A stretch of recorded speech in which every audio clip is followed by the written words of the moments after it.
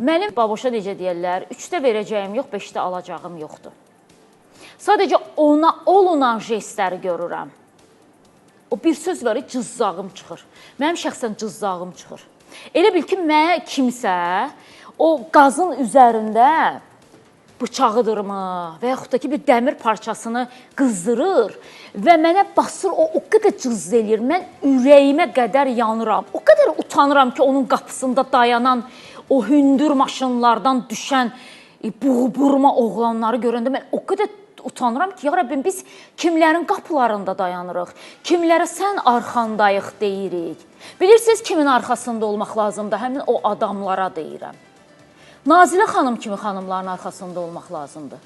O qədər bu dəqiqə uçar, bu gecə kəlmə-i şəhadətimi deyim, bəlkə də sabaha salamat çıxmaram, evi o qədər qəzalı vəziyyətdə olan insanlar var. 2 gün bundan öncə onun yataq otağı çıxdı mənim qarşıma.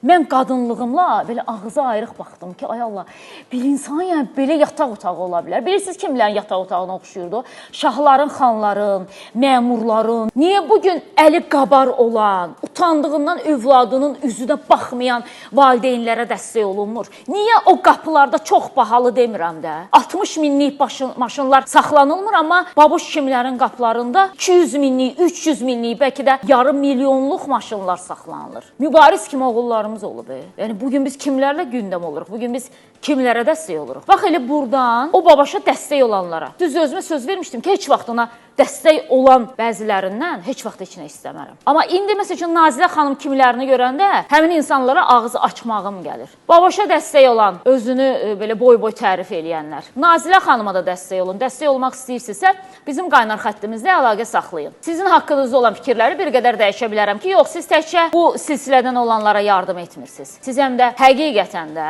orasını burasını burcutmayıb, pişirdiyi toyuğu qabağına qoyub, marçıldada yeyənlərə yox. O toyuğa həsrət qalanlara da dəstək olursunuz. Dəstək olun, biz də deyək ki, həqiqətən də siz yaxşı oğlanlarsınız.